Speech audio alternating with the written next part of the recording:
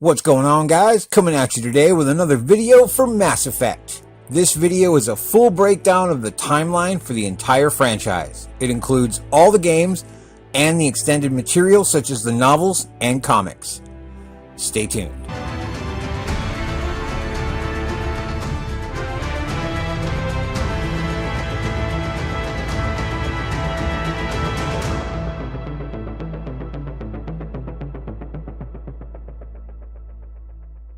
Okay, starting off we have the comic book Evolution, which is the origins of the Elusive Man and Cerberus.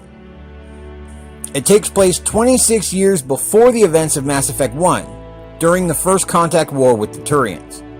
It also shows you what happens to Ashley's grandfather, which is the events she talks about during Mass Effect 1. Next we have the novel Revelations, which takes place 20 years before the events in Mass Effect 1 and centers around David Anderson and Saren Arterius on a mission gone wrong. Anderson will briefly talk about this mission in the game if you ask him. The novel also introduces us to Kaylee Sanders for the first time, whom people who have played Mass Effect 3 will recognize her from Grissom Academy.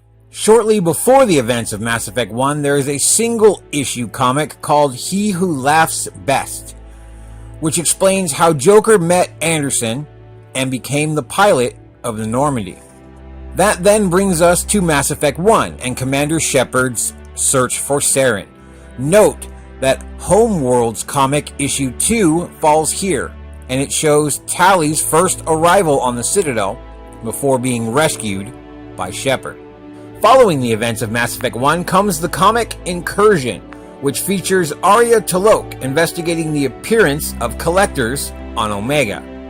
Roughly 1 week later, we come to the opening events of Mass Effect 2. At this point, the game jumps 2 years into the future. However, there is quite a lot of things that happen in between that time. 1 month after the destruction of the Normandy comes the comic Redemption, which features Liara and Farron traveling to Omega to recover Shepard from the Collectors. Around that same time, the novel Ascension takes place, which features Kaylee Sanders trying to protect a young biotic girl named Jillian Grayson from Cerberus. The events of this novel are talked about in Mass Effect 2 by Tally on Freedom's Progress. This is also the first appearance of the assassin Kai Lang. The animated movie Paragon Lost comes next.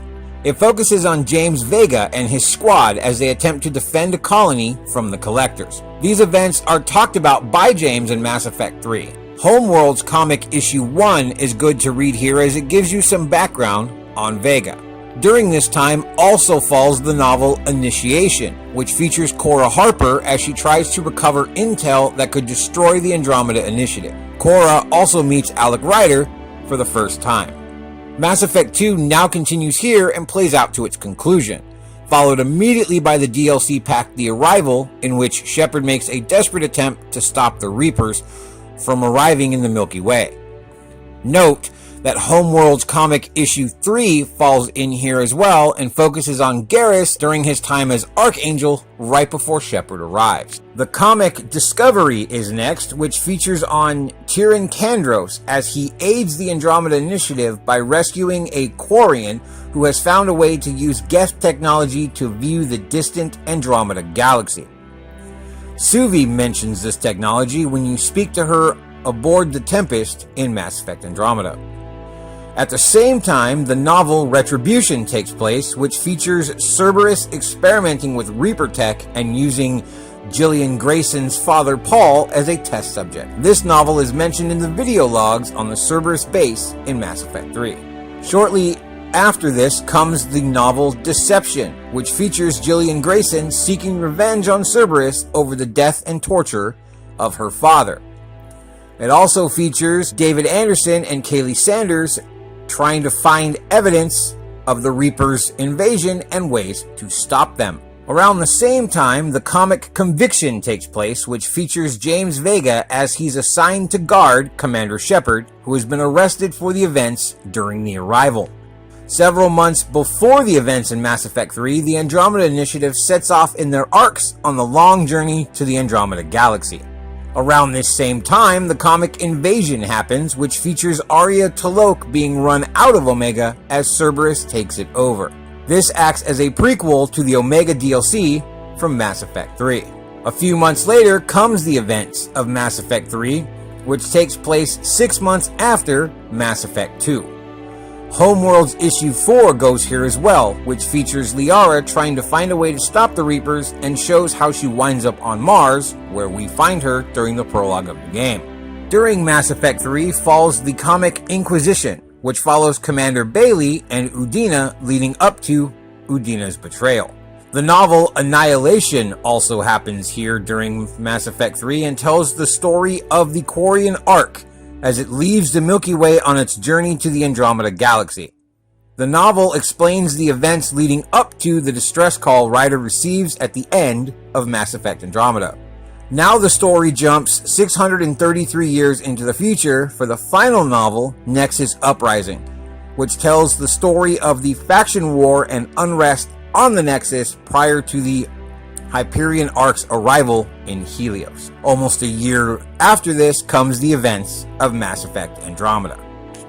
It's important to note that there is a 13-issue comic series called Foundation, which features Maya Brooks and Kai Lang. It serves as a series of flashback sequences as Brooks compiles the dossiers for Shepard to use in Mass Effect 2. Each issue features a different character from the franchise at different times and places.